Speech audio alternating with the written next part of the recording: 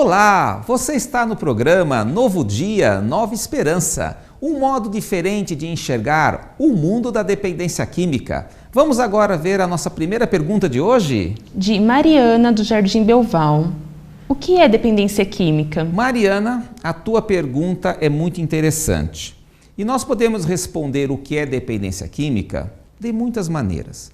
Podemos usar o critério que a ciência normalmente se utiliza, podemos usar o critério dos grupos de ajuda e podemos usar o critério da experiência pessoal lidando com dependentes químicos no dia a dia. Primeira coisa, dependência química é uma doença, não é safadeza, não é ser vergonhice.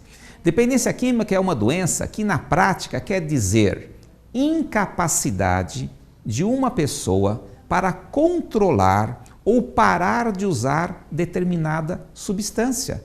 Exemplo, assim que a gente pode... Um exemplo interessante. Se eu, que não sou alcoólatra ou alcoolista, se eu beber uma lata de cerveja, daqui uns minutos eu já vou estar meio alto. E se alguém me oferecer uma segunda lata, eu vou dizer, não quero, tá bom, paro por aqui.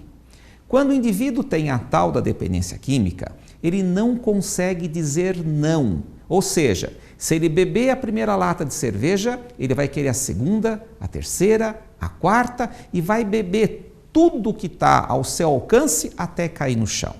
Se ele tiver a dependência química pelo crack, se ele fumar a primeira pedra de crack, ele vai querer a segunda, a terceira, a quarta, a quinta e, se possível, até o dinheiro acabar ou, por exaustão, ele cair no chão. Então a gente diz assim, que dependência química, no fundo, é a incapacidade de dizer não quero mais, estou satisfeito, paro por aqui. Mas existem outras formas de nós percebermos que uma pessoa está ficando dependente químico. Olha, uma outra forma interessante é assim, o dependente químico é aquele que não consegue fazer uma atividade normal se não usar alguma coisa.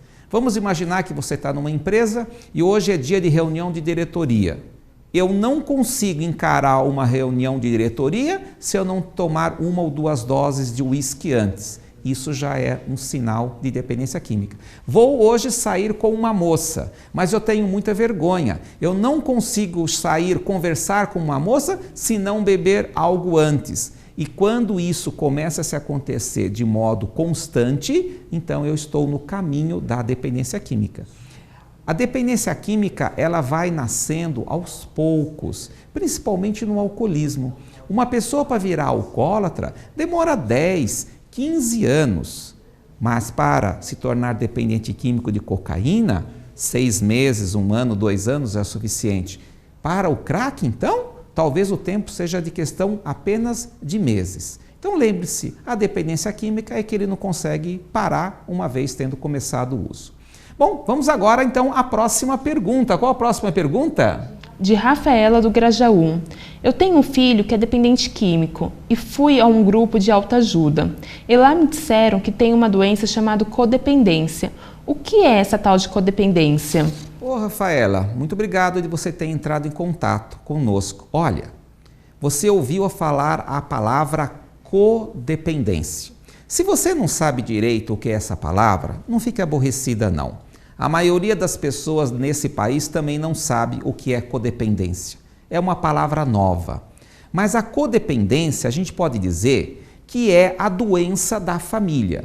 O filho usa droga e a família entra na loucura do filho, tenta viver o mundo do filho e desenvolve uma série de comportamentos que, por incrível que pareça, alimenta a doença do filho.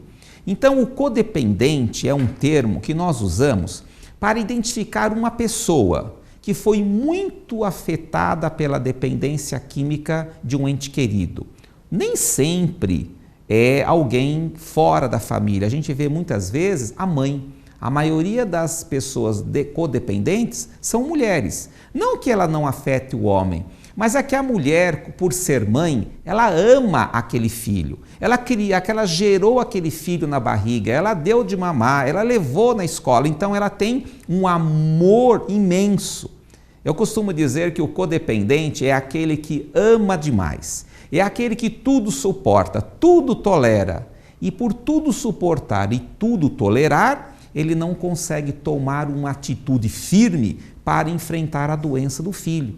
No fundo, o codependente, ele não quer que o filho sofra. Então, o codependente vai tentar facilitar a vida do filho, vai evitar que ele passe por dificuldades e, com isso, o codependente alimenta a doença.